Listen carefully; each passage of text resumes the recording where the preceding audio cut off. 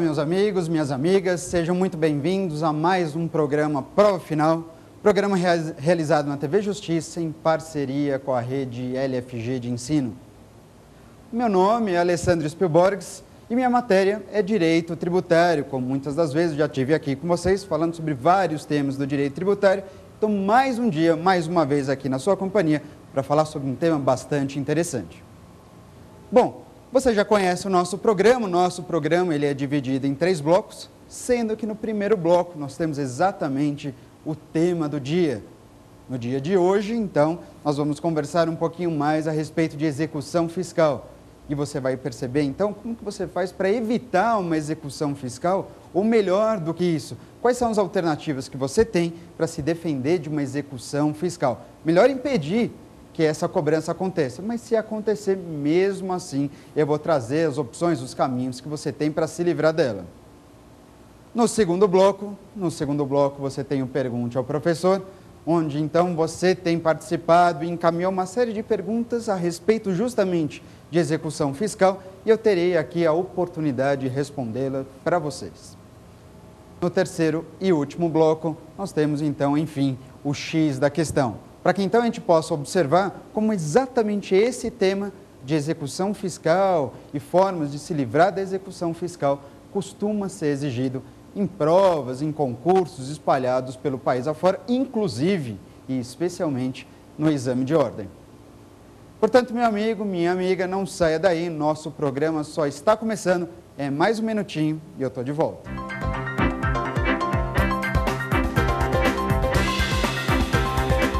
Estamos iniciando o nosso primeiro bloco, tema do dia. No tema do dia de hoje, eu vou falar um pouquinho a respeito de execução fiscal, ou até melhor do que isso.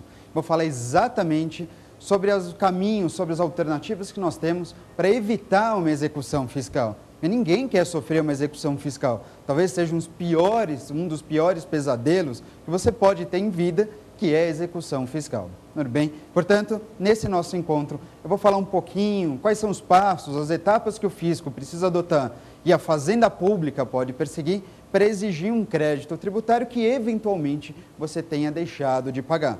Mas então a gente vai ver quais são as circunstâncias, quais são as formas de defesa e todas as alternativas que você tem para se livrar dessa execução fiscal ou se proteger mesmo diante da iminência de uma execução fiscal. Perfeito? Vamos lá então? Olha só, quando você pensa a respeito de uma execução fiscal, vamos lá atrás. É porque, antes de mais nada, no início da história, se eu fosse contar realmente uma história, eu diria o seguinte: era uma vez um fato gerador. Enfim, era uma vez, então, um determinado momento em que você prestou um serviço, circulou mercadoria, auferiu renda, se tornou proprietário de um imóvel situado em zona urbana, se tornou proprietário de um imóvel situado em zona rural, comprou seu veículo, portanto, proprietário de um veículo automotor, e a partir do momento que você pratica o fato gerador, você sabe muito bem que nessa circunstância você estará diante de uma obrigação tributária. É isso mesmo, então, que acontece, você pratica o fato gerador e, de acordo com a legislação, a obrigação tributária decorre da prática do fato gerador. Só de praticar o fato gerador, automaticamente surge a você, contribuinte, a obrigação de recolher o tributo. Sabendo disso, que uma vez que você praticou uma situação que, de acordo com a lei, enseja uma obrigação tributária, você sabe que você está na iminência de ser cobrado por parte do fisco. A administração pública, seja a Receita Federal do Brasil, seja a Receita Estadual, seja o município, a Secretaria de Finanças da sua cidade, certamente em pouco tempo o tributo será cobrado de você a partir do momento que você praticou o fato gerador de qualquer uma das espécies tributárias, seja um imposto, uma taxa ou uma contribuição. Tudo bem? Beleza. Sabendo disso, bom, você tem o fato gerador, você tem a obrigação tributária, o fisco, então, ele vai se valer de um procedimento administrativo, melhor dizendo, de um ato administrativo com o objetivo de constituir o crédito tributário. Bem, o fisco, então, por sua vez, ele vai se valer do lançamento. E o lançamento é exatamente esse procedimento, esse ato que eu comentei, responsável por constituir o crédito tributário. E como exemplo de lançamento, um dos mais próximos, isso que faz você lembrar exatamente, para exemplificar lançamento, é justamente o carnê do IPTU que você recebe no início do ano.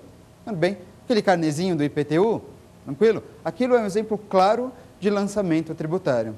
Aquele é um exemplo de esfera municipal, mas é um lançamento.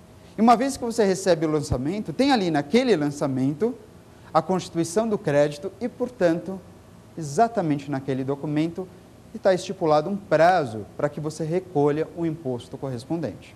Perfeito? Continua comigo. Bom, feito isso, uma vez constituído o crédito tributário, portanto, através do lançamento, vai abrir um prazo para que você recolha esse tributo. E esse é o primeiro ponto que a gente tem que tomar um pouquinho mais de cuidado. Porque não é porque você recebeu o lançamento que você já tem que se preocupar e se desesperar com aquela cobrança que eventualmente você não tenha que cumprir. Bom, peraí, mas se eu receber o lançamento, não sou obrigado a pagar aquele tributo? Tudo bem, se você recebeu o lançamento, é porque entende o fisco que você praticou o fato gerador. Mas será que realmente você praticou o fato gerador? Esse é o primeiro ponto que você precisa pensar. Bom, por que eu chamo a atenção para essa primeira informação? Porque é o negócio seguinte. Você só é obrigado a pagar um tributo se realmente você pratica esse danado do fato gerador. E aí o que você precisa verificar? É se realmente o ato que você praticou, o ato que você exerceu, configura um fato que enseja a incidência de um tributo. Professor, não, espera aí, eu não entendi direito exatamente o que você está querendo dizer. Olha só, continua comigo, acompanha o raciocínio. A questão é bastante simples.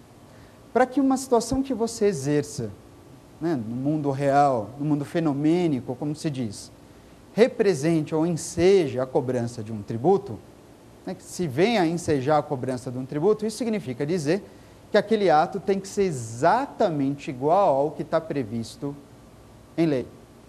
Precisa acontecer no direito tributário a chamada subsunção tributária. Uma expressão estranha, né? Subsunção tributária. O que vem a ser subsunção tributária? Ora, subsunção tributária, em outras palavras, nada mais significa do que o encontro do fato gerador com a norma de incidência. Subsunção tributária é o encontro, exatamente o encontro do fato que você praticou com aquilo que está descrito em lei, com aquela hipótese prevista, descrita em lei. Quando o fato que você pratica é exatamente igual ao que está previsto em lei, surge a chamada subsunção tributária e, por consequência, gera para você a obrigação de recolher um tributo. Tudo bem? Beleza? Vou dar um exemplo, eu diria, praticamente esdrúxulo aqui, mas só para deixar bem clara essa situação. Vamos imaginar o IPVA. Bem, o Imposto sobre a Propriedade de Veículo Automotor. Você sabe, porque tem que pagar o IPVA.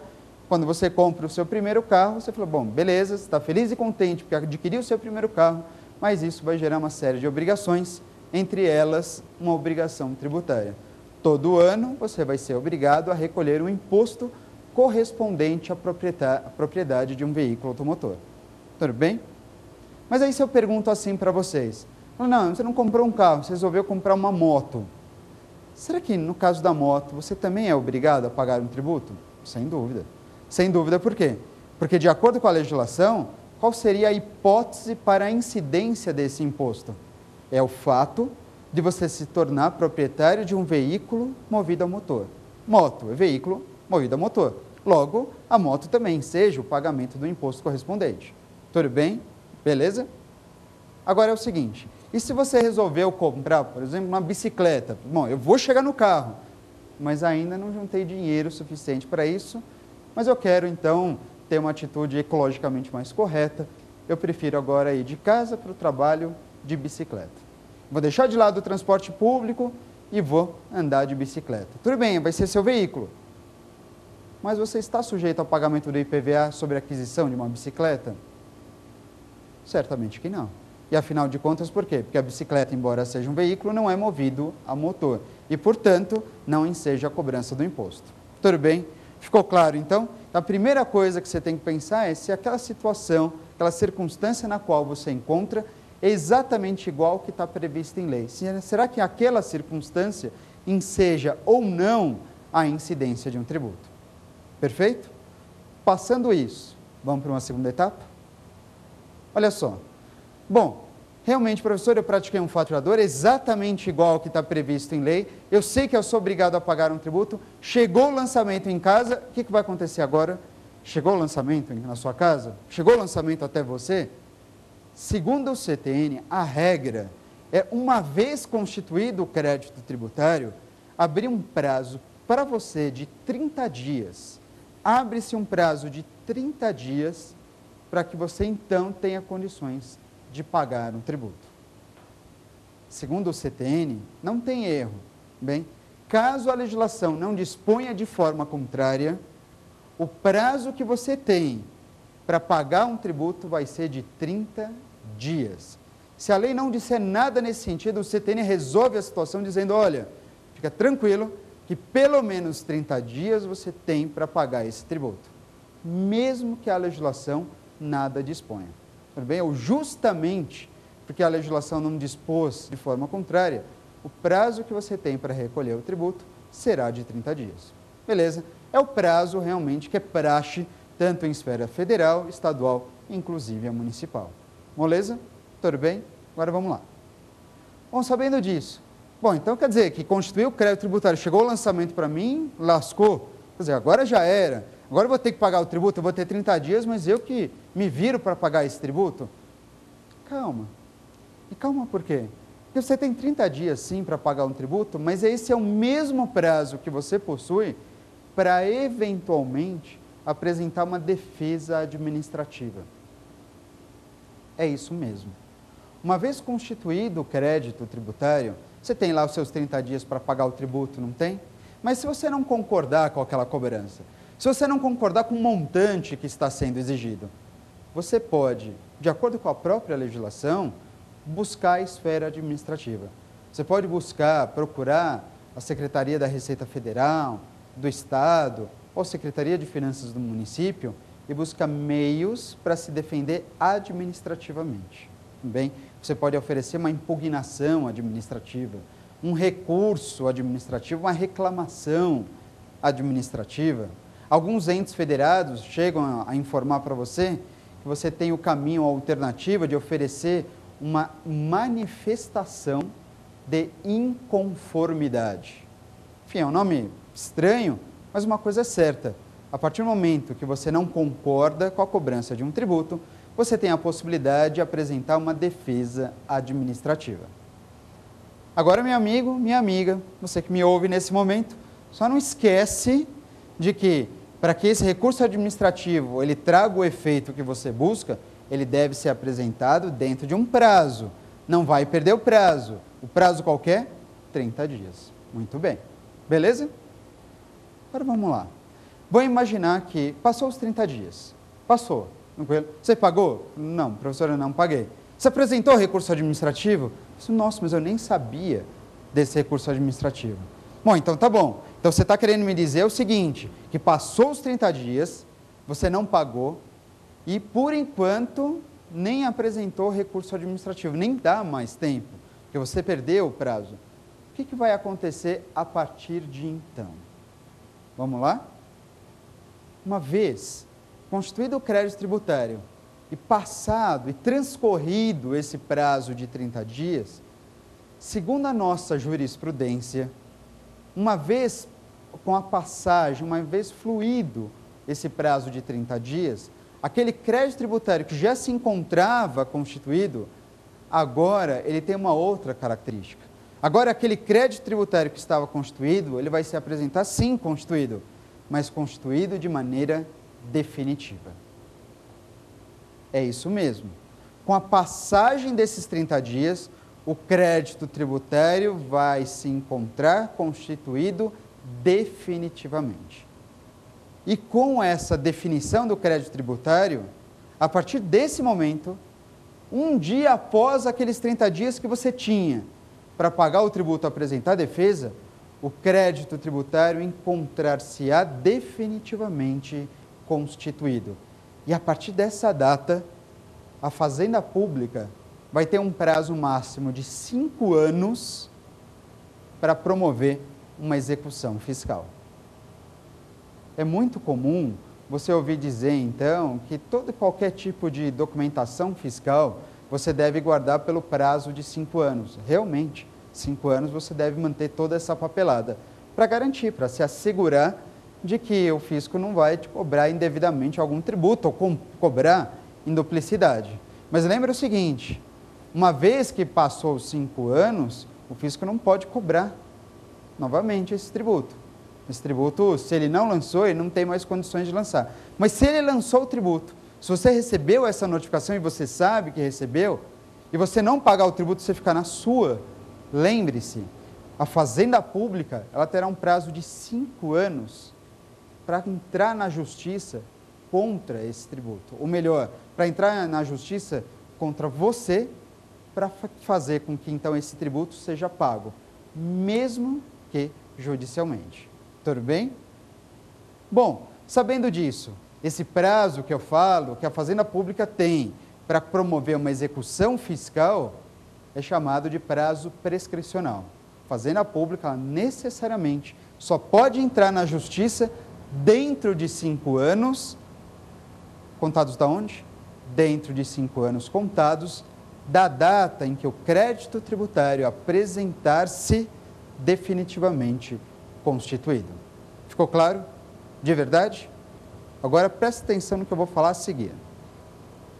Bom, só que para promover essa execução fiscal, a Fazenda Pública necessariamente precisa ter em mãos um título. Ela precisa ter em mãos um documento que certifica que o contribuinte, que você, que eu, que o contribuinte tem algum débito para com ela. E a pergunta é, tudo bem, ela tem condições de promover essa execução fiscal, entrar com essa ação para cobrar judicialmente esse tributo que eu não paguei? Ela tem essa oportunidade, sem dúvida nenhuma. Mas para que essa ação seja legitimada, melhor dizendo, para essa ação ser válida, a Fazenda Pública, seja ela federal, estadual ou municipal, a Fazenda Pública precisa ter em mãos um documento que confirma que eu, que você, que o contribuinte tem uma dívida para com ela. E que documento é esse? Esse documento que eu falo é uma certidão. É uma certidão que confirma, naturalmente, que a dívida está em aberto. Que confirma que o contribuinte tem uma dívida em aberto, tem uma dívida ativa. E essa certidão, para que a Fazenda Pública tenha condições de obter, ela depende de uma inscrição em dívida ativa. Vou explicar melhor só para você relembrar. O negócio é o seguinte, lembra aquele documento, aquele lançamento que você recebeu? Lembra o carnê que você recebeu para pagar um tributo? Lembrou? Tudo bem. Se você não pagar aquele tributo, a Receita ela vai verificar que ela mandou o tributo, você não pagou, ela informa os advogados do Estado. Quando eu digo do Estado, estou me referindo à União, aos Estados, Distrito Federal e municípios. Tudo bem? Vai informar para o advogado, que são os procuradores da Fazenda Nacional, procurador do Estado e procurador do município. Tudo bem? Os procuradores, os advogados do governo. Beleza? E esses advogados, por sua vez, vão fazer o quê? De acordo com a legislação, quando eles recebem essa informação, esses advogados vão receber essa informação e vão inscrever esse crédito tributário como dívida ativa. Esses advogados inscrevem esse tributo, esse crédito tributário, que foi cobrado de você administrativamente, mas que você não pagou, eles inscrevem em dívida ativa. Eles colocam numa lista todos aqueles tributos que deixaram de ser pagos, justamente para confirmar que aqueles tributos inscritos estão com a sua dívida em aberto. E uma vez que esses tributos são inscritos em dívida ativa, a Fazenda Pública, então, extrai um documento que confirma que a dívida está ativa. E a esse documento nós chamamos de CDA, é a Certidão de Dívida Ativa. Perfeito? Ficou claro? Então vamos lá. Sabendo disso, com esse documento e apenas com esse documento, é que a Fazenda Pública tem condições, então, de promover essa ação para cobrar esse tributo judicialmente. Lembra do seguinte, essa inscrição em dívida ativa, toda vez que acontece essa inscrição em dívida ativa, a Fazenda Pública ela encaminha um comunicado, uma cartinha para o contribuinte, informando que um crédito tributário está prestes a ser inscrito em dívida ativa e que você deve se encaminhar à Secretaria de Finanças correspondente para falar o seguinte, olha, se você pagou o tributo, se você não pagou, para você levar algum documento, alguma prova de que você eventualmente já pagou esse tributo. Tudo bem? Ou se você não pagou o tributo, se você pode então parcelar essa dívida, como você fará para recolher esse tributo? Você recebe uma cartinha, um comunicado dizendo o seguinte, alertando você de que, escuta, se você não pagar, esse crédito tributário será sim inscrito em dívida ativa e, posteriormente, será proposta uma execução fiscal. A pergunta, então, que surge é, professor, mas eu tenho, então, como evitar a execução fiscal mesmo após um crédito tributário ser inscrito em dívida ativa? Respondo para você, tem.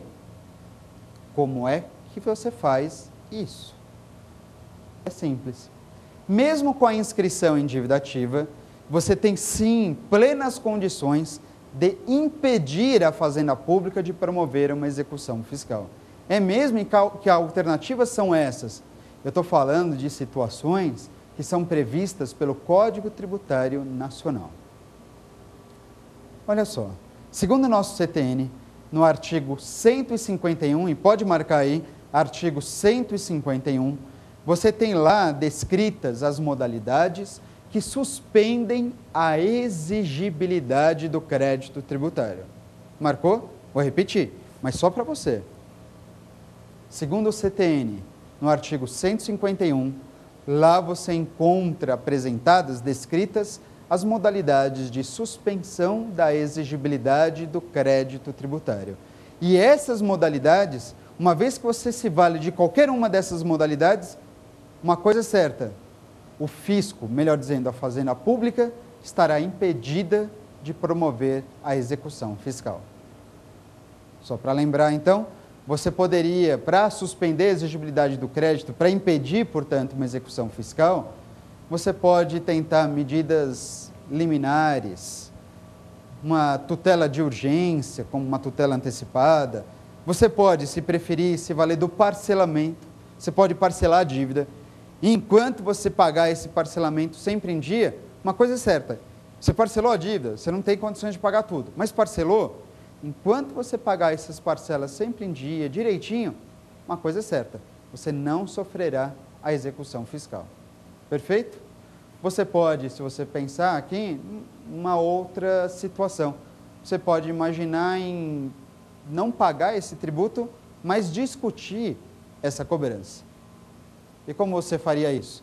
Você pode, então, efetuar um depósito. Ah, professor, mas o depósito não é uma forma de pagar o tributo? Não, você deposita o valor justamente para discutir essa cobrança. Você só deposita. Se você concorda com o tributo, você vai lá e paga. Se você não concorda, você faz um depósito. Mas esse depósito tem que ser no montante integral. Tem que ser no montante que o fisco está exigindo. Com esse depósito, uma coisa é certa. O fisco, a Fazenda Pública, não tem condições de cobrar ou de promover uma execução fiscal. Tudo bem? Enquanto permanecer aquele valor depositado. Perfeito? E para finalizar, existem mais duas alternativas que você pode se valer para suspender a exigibilidade do crédito tributário e, por consequência, impedir a Fazenda Pública de promover a execução fiscal. Você pode, então, esperar, aguardar por um benefício que é concedido através de lei, chamado de moratória, exatamente. A Fazenda Pública, então, ela pode lhe oferecer um instituto da moratória, que nada mais é uma forma de prorrogar o vencimento do tributo. Exatamente, você pode ser agraciado com a moratória, dizendo, ó, o teu tributo, ele vai vencer ali daqui a 20 dias, pois é, eu vou te dar mais 60 para pagar esse tributo. Enquanto você estiver dentro desse prazo, tranquilo, você sabe que então se encontra suspensa a exigibilidade do crédito tributário. Perfeito? E o último cabinho foi, por acaso, o primeiro que eu comentei, e eu repiso aqui. Se você não quiser se valer de nenhuma alternativa judicial ou não depender de nenhuma disposição legal para suspender a exigibilidade do crédito, você pode também, lembra que eu falei, oferecer um recurso administrativo, uma impugnação administrativa. E uma coisa é certa, se esse recurso administrativo ele for tempestivo, se você apresentar esse recurso administrativo dentro do prazo previsto em lei, enquanto esse recurso estiver sendo discutido, analisado, como é que fica a exigibilidade do crédito? Suspensa. E se suspensa a exigibilidade do crédito tributário, a Fazenda Pública pode executar? Não. Enquanto você estiver discutindo a dívida, a Fazenda Pública não terá condições de promover uma execução fiscal. Ficou claro? Perfeito? Tranquilo? Bom, esse foi o tema do dia. Mas pode aguardar mais um minutinho, justamente para o Pergunte ao Professor, para que você saiba mais e melhor sobre cada uma dessas alternativas que eu comentei. Daqui a pouquinho, eu estou de volta.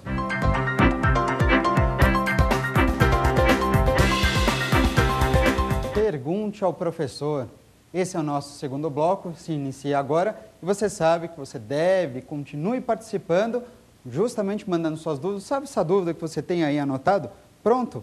Anotou essa dúvida? Pode mandar agora para o nosso e-mail. Nosso e-mail, então, é provafinal@aesapar.com. Não esquece, então, de mandar sua dúvida para participar, para que, então, num próximo programa, quem sabe, essa dúvida seja não só respondida, mas ela vire o tema do dia num próximo programa, que certamente estarei aqui para conversar um pouquinho mais sobre esse tema com vocês. Tudo bem?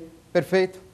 Bom, como eu falei, nós estamos iniciando agora nosso segundo bloco desse nosso programa Prova Final, que é o Pergunte ao Professor, para que então a gente possa verificar um pouquinho mais a respeito desse tema, sobre execução fiscal, sobre as alternativas que você tem para se defender e, ou, melhor dizendo, muitas vezes, para evitar esse procedimento judicial de cobrança de um crédito tributário. Beleza? Vamos lá então iniciar. Vamos escutar a nossa primeira pergunta? Observa aqui comigo. Professor, qual o prazo que o fisco tem para cobrar judicialmente um tributo? Boa pergunta, então, do nosso amigo. Uma das perguntas mais essenciais que a gente precisa saber, ou melhor, uma das respostas mais importantes que você precisa ter a respeito do procedimento de cobrança judicial. Eu tinha comentado aqui brevemente a respeito do prazo que a Fazenda Pública tem para promover uma execução fiscal. E qual é esse prazo? Você sabe. O prazo é de 5 anos. De acordo com o CTN, no artigo 174, a Fazenda Pública tem um prazo quinquenal, tem um prazo de 5 anos para promover a execução fiscal correspondente a essa dívida do contribuinte. A pergunta que se segue a essa primeira pergunta que o nosso colega fez é: a partir de que momento começa a contar esse prazo de 5 anos? Que tem 5 anos, tudo bem, eu estou sabendo, mas a pergunta é: tem início quando essa contagem quinquenal que eu comentei aqui com vocês? Olha só. Segundo o Código Tributário Nacional, o prazo da Fazenda Pública tem início a partir do momento em que o crédito tributário encontrar-se definitivamente constituído. É isso mesmo. Segundo o CTN, não tem erro. Uma vez que o crédito tributário for constituído, mas constituído de forma definitiva, aí então abre o prazo de 5 anos para que a Fazenda Pública possa promover a execução fiscal correspondente. A pergunta, então, que vem por reflexo é: em que momento, professor, esse crédito tributário que eu acabei de sofrer, acabou de ser lançado, ele será considerado constituído definitivamente? Bom, eu posso dizer para vocês, então, o seguinte, que o prazo de prescrição ele pode ter 2 termos iniciais. 2. E 2 termos iniciais por quê? Porque existem 2 circunstâncias em que o crédito tributário é constituído de maneira definitiva. Primeira circunstância. Lembra que eu falei que você recebe o crédito tributário, recebe o lançamento e geralmente abre um prazo de 30 dias para você pagar ou apresentar a defesa? Lembra disso? Mesmo? Então, uma vez que passa esses 30 dias e você não paga nem apresenta a defesa administrativa, um dia após esse prazo, ou seja, no 31º dia da data do lançamento, no 31º dia da data do lançamento, ou seja, um dia após esse prazo, se você não pagou o tributo nem apresentou defesa administrativa, o que vai acontecer com o crédito tributário? No 31º dia, esse crédito tributário se perfaz constituído de maneira definitiva. E então, dessa data, a Fazenda Pública tem 5 anos para promover a execução fiscal. Perfeito? Segunda situação, você não tem 30 dias para pagar ou apresentar a defesa? Tudo bem, já está sabendo. Você não paga, ok? Você não paga por quê? Porque você não concorda com aquela cobrança. Você não concorda, mas você quer oferecer uma impugnação administrativa, uma defesa, e você o faz. Você apresenta a defesa administrativa. Bom, mas e aí? E aí o seguinte, se você apresentou a defesa administrativa, você não está discutindo o tributo? E se você está discutindo o tributo, ele não pode ser considerado definitivo, certo? Beleza. Se ele não pode ser considerado definitivo, enquanto não tem essa definição, essa definitividade, então o prazo prescricional não se inicia. Quando que o prazo prescricional se iniciaria nessa circunstância em que você ofereceu uma defesa administrativa? Ora, apesar do seu recurso administrativo, vai ter uma hora que vai sair, mesmo na esfera administrativa, uma decisão final. Uma decisão da qual não caiba mais nenhum tipo de recurso, não caiba mais nenhum tipo de resposta. Da data dessa decisão administrativa irreformável, dessa data, a Fazenda Pública tem quanto tempo para promover uma execução fiscal? 5 anos. Portanto, você que me ouve, você marcou aí, o prazo prescricional, ele é de 5 anos e é contado a partir de que momento? Ele é contado a partir do momento que o crédito tributário encontrar-se definitivamente constituído. E o crédito tributário, ele pode apresentar essas características quando? Em 2 momentos. Quais são esses momentos? Quando você não paga nem apresenta o recurso administrativo, um dia após o prazo, ou seja, no 31º dia. Ou, segunda situação, se você não paga, mas apresenta a defesa administrativa. Se você não paga, mas apresenta a defesa administrativa, na data da decisão administrativa irreformável, dessa data, a Fazenda Pública tem 5 anos para promover a execução fiscal. Ficou claro? Perfeito? De verdade? Vamos para a segunda pergunta. Acompanhe comigo. Professor, o que se entende por certidão positiva com efeitos de negativa? Certidão positiva com efeitos de negativa. Bom, uma pergunta também muito comum de acontecer e importantíssimo você saber a respeito desse tipo de certidão. Certidão positiva com efeitos de negativa. Eu comentei brevemente com vocês a respeito de certidão, mas vamos um pouquinho mais além. Olha só. Lembra que eu comentei que, uma vez que você não paga um tributo, a Fazenda Pública tem que inscrever esse tributo, essa dívida, como ativa, como dívida em aberto? Lembra disso? Então, a partir do momento que há inscrição em dívida ativa, a Fazenda Pública consegue extrair um documento, que é a CDA, que é a Certidão de Dívida Ativa. Ok? Esse documento é que vai, então, fazer com que a Fazenda Pública, autorizar a Fazenda Pública a promover uma execução fiscal, certo? Mesmo? Tranquilo. Agora, olha só.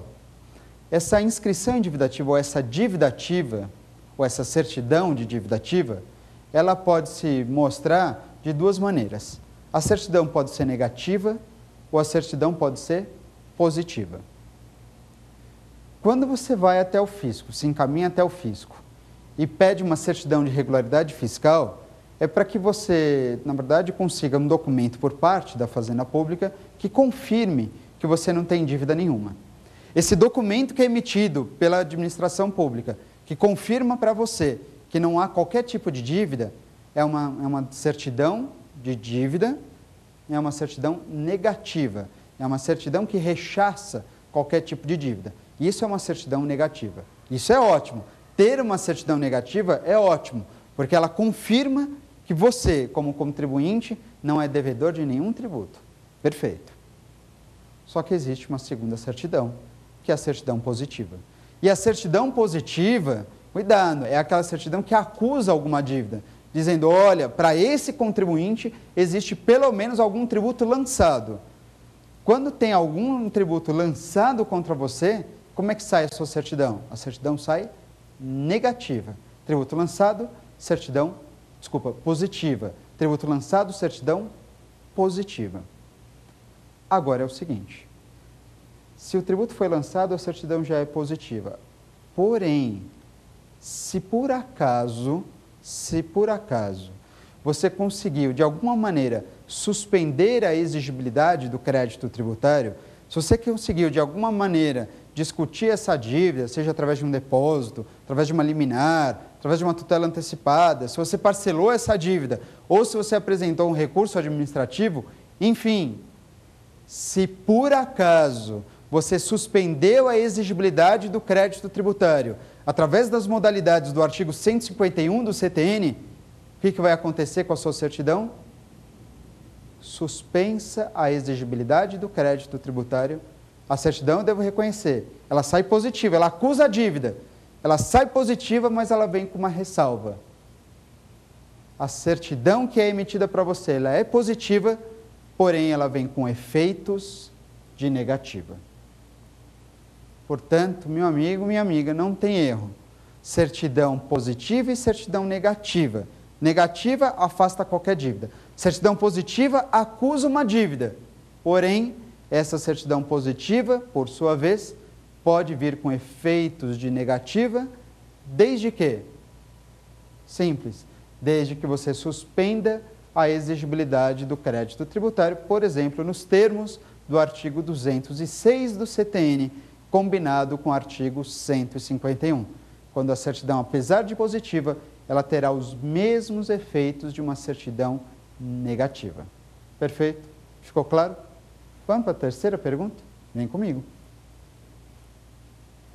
Professor, o que significa moratória heterônoma? Boa! Moratória heterônoma. Essa é uma pergunta bem mais específica, pergunta interessante de um dispositivo meio esquecido pelo CTN, eu diria, ou melhor, não esquecido pelo CTN. Você tem essa disposição no CTN, mas geralmente não é muito comentado a respeito de moratória heterônoma. O que é isso? Bom, moratória heterônoma. Vamos lembrar, moratória, só pensa na moratória. É uma forma de suspensão da exigibilidade do crédito tributário. Lembra? Moratória? Bom, está previsto lá moratória no artigo 151 do CTN. É uma forma de suspensão da exigibilidade do crédito tributário. E eu tinha falado com você o seguinte, que a moratória é algo previsto em lei e é uma maneira de prorrogar o vencimento do tributo, de estender o vencimento do tributo. Então, é uma medida legal, ela sempre depende de lei. Ela pode ser essa medida de prorrogar o vencimento do tributo, essa medida pode ser oferecida tanto pela União, como pelo Estado ou pelo município. Mas sempre, não esquece, a moratória sempre depende de lei. A lei que pode conceder moratória e só lei eventualmente poderia revogar esse benefício. Tudo bem? Agora, olha só, se a União resolve dar uma moratória, prorrogar o vencimento dos tributos, você imagina o quê? Que a União pode prorrogar o vencimento dos seus tributos.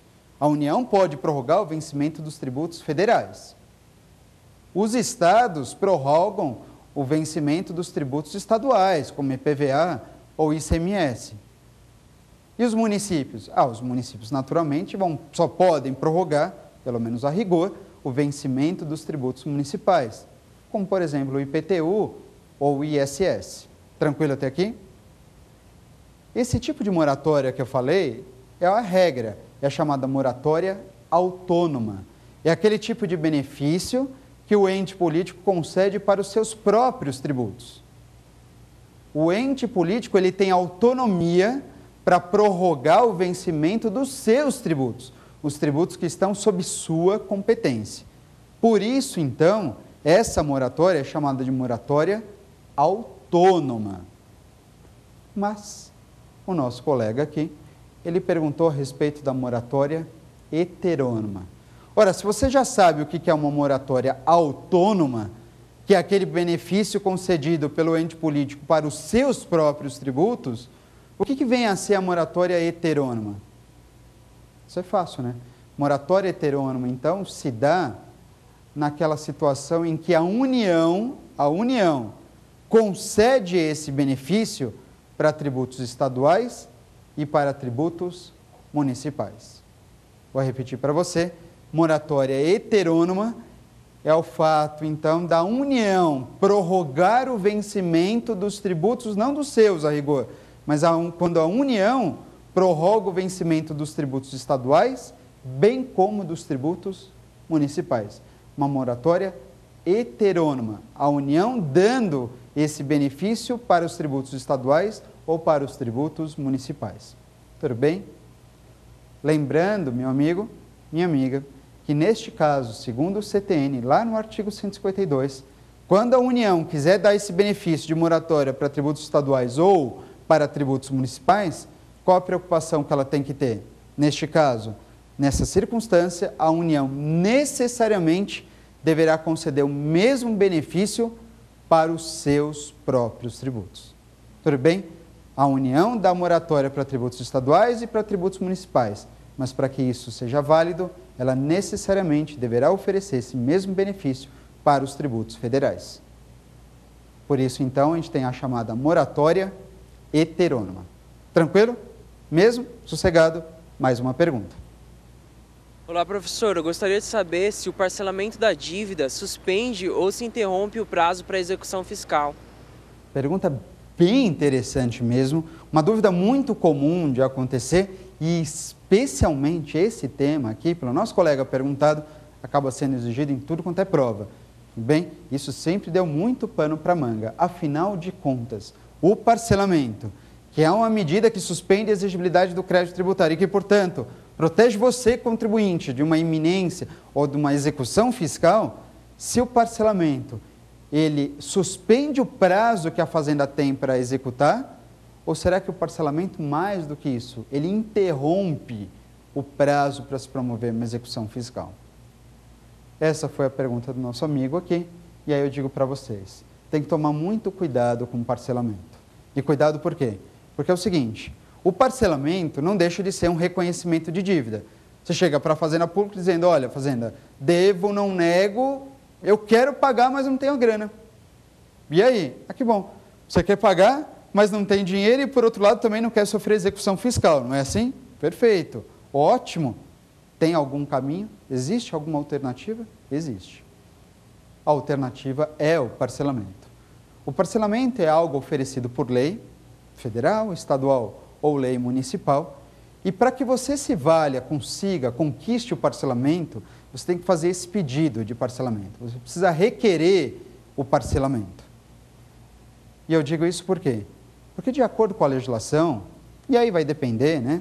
Se você está procurando parcelamento de tributos municipais, de estaduais ou de tributos federais, a legislação vai certamente estabelecer uma série de requisitos, uma série de pressupostos para que você tenha condições de se valer desse benefício. Tudo bem? Portanto, você faz um requerimento, você faz um pedido de parcelamento. Quando você faz esse pedido, quando você pede o parcelamento, você é de concordar comigo que você está reconhecendo a dívida.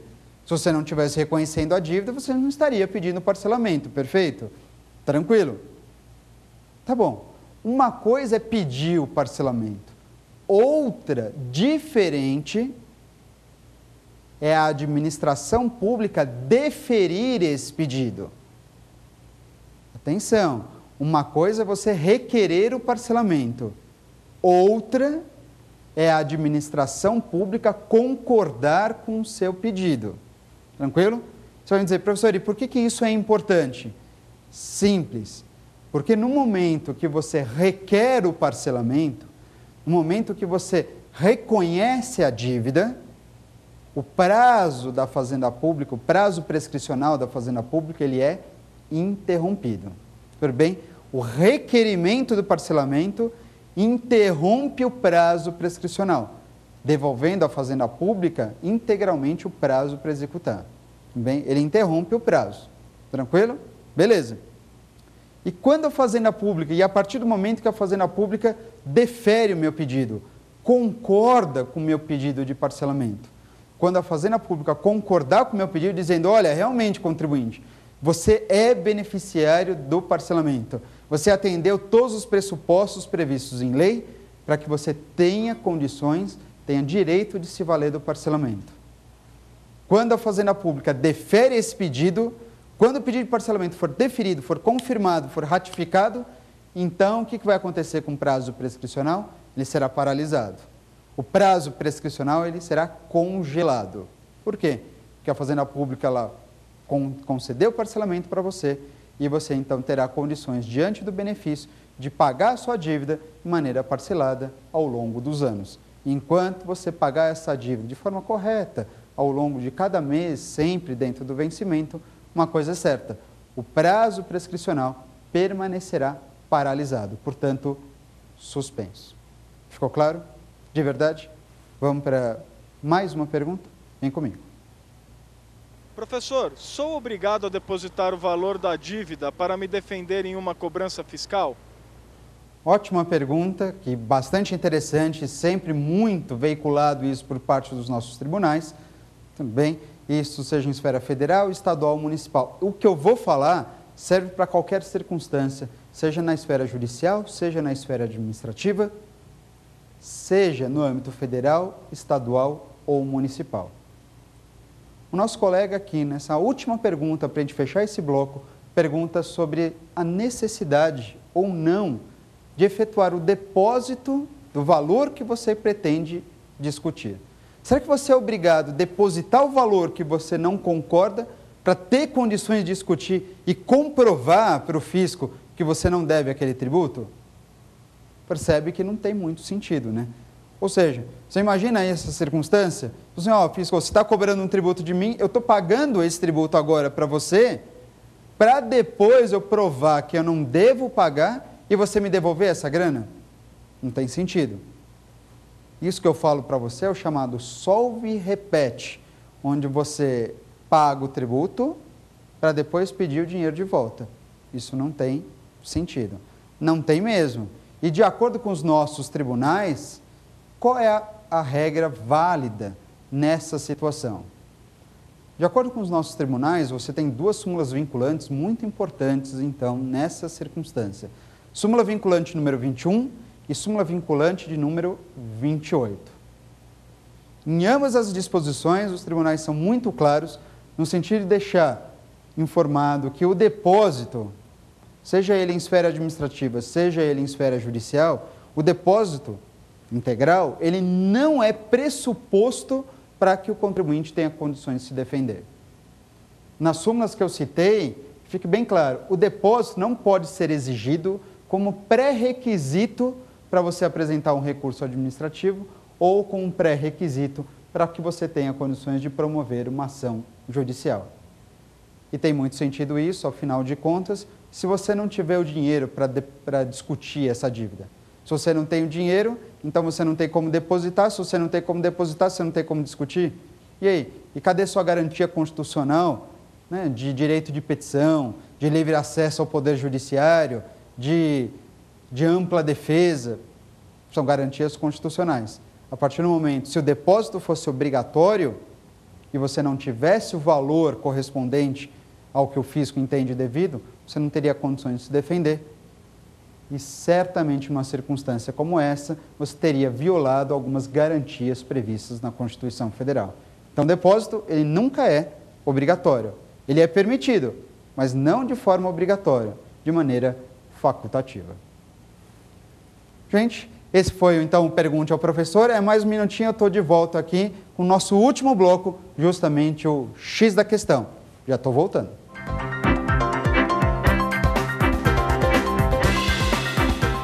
Vamos lá, gente. Voltamos, então, para o nosso terceiro e último bloco, justamente o X da questão, onde, então, eu vou avaliar duas questões referentes a provas, nesse caso, referentes a exame de ordem, correspondentes ao tema do dia de hoje. Vamos lá? Partir para a nossa primeira questão? Acompanha comigo. Primeira questão dizendo assim, que determinado contribuinte foi notificado pelo fisco local a comprovar por meio de documentos e notas fiscais relativos a um período, a sua regularidade fiscal das operações por ele praticadas. Resolveu então procurar o fisco, declarar que estava em débito e realizar o pagamento dos tributos objeto de fiscalização com juros de mora, na situação hipotética apresentada, o referido contribuinte. Letra A. Ele não poderá ser autuado pelo fisco posteriormente, visto que já realizou o pagamento de tributos devidos e dos juros de mora. Será que é isso mesmo? Ele não pode ser autuado ou pode ser autuado?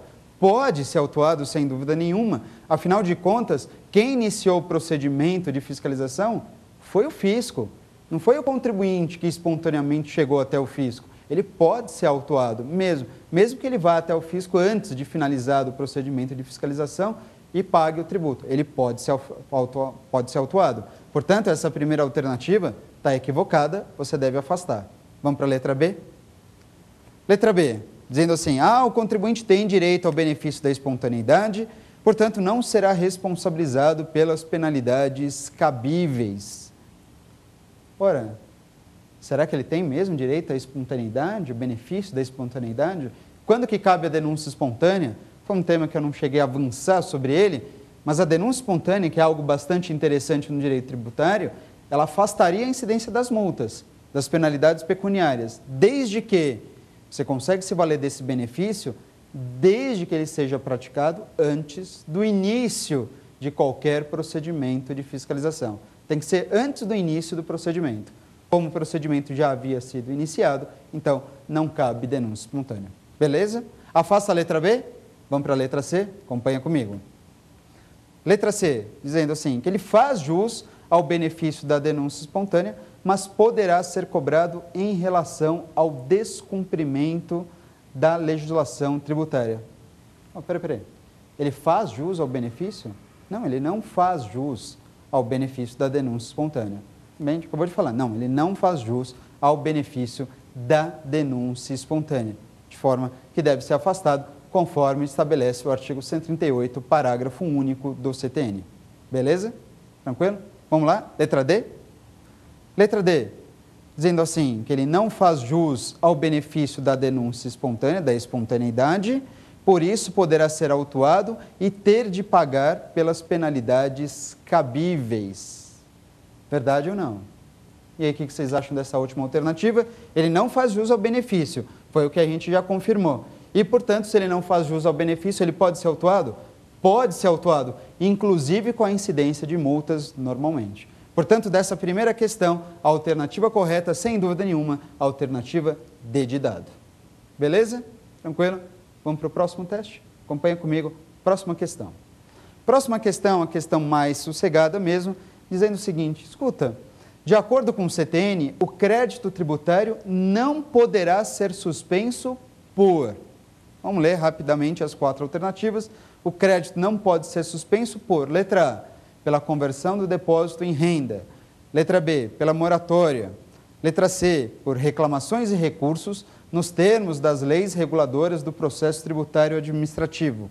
Ou então, letra D, pela concessão de medida liminar em mandado de segurança. E aí, você que me vê, me assiste nesse momento, você estava pensando, e agora, será que dessas 4 alternativas, tem uma certamente que não suspende a exigibilidade do crédito tributário? E sobre isso a gente conversou, inclusive, com mais profundidade. Quais são as formas de suspensão da exigibilidade do crédito tributário? Quais são essas formas? Então, todas descritas no CTN, no artigo 151, e aí eu vou falar só para você, uma maneira de você decorar todas as formas de suspensão da exigibilidade do crédito tributário. Presta bem atenção em mim. Quais são essas modalidades? São 6, e você vai gravar essas modalidades através do tulipa demora. Repito, tulipa demora. Vamos lá? Tulipa demora.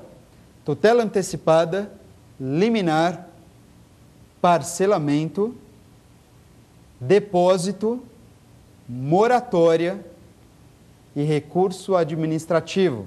Pode bater o olho lá no artigo 151 e você vai encontrar o tulipa demora. Tutela, liminar, parcelamento, depósito, moratória e recurso administrativo. Essas são as 6 formas de suspensão da exigibilidade do crédito. É uma lista taxativa, só elas suspendem. Vamos voltar para o teste? Voltando para o teste, para o nosso teste aqui, onde você tem que buscar aquela alternativa que indica uma hipótese que não suspende a exigibilidade. Dessas 4 aqui apresentadas, qual não suspende a exigibilidade do crédito tributário? Letra A. Letra A, meu amigo, minha amiga. Letra A, porque a letra A não fala no depósito, mas fala na conversão do depósito em renda. Portanto, certamente, desse segundo teste, a alternativa correta é letra A, porque a conversão do depósito em renda é uma forma de extinção do crédito tributário. Perfeito? Gente, nosso programa, então, está se encerrando. Não se esqueça de mandar os seus e-mails e, além do mais, você pode acompanhar as revisões que a gente sempre faz pelo Twitter, conforme vai se aproximando as provas, especialmente no exame da ordem. No meu caso, você pode buscar lá, @Ale_Spielborgs, para acompanhar um pouquinho mais a respeito do direito tributário. Perfeito? Ótimo. Gente, a gente se vê. Até mais. Muito obrigado. Beijos e abraços a todos. Tchau, tchau.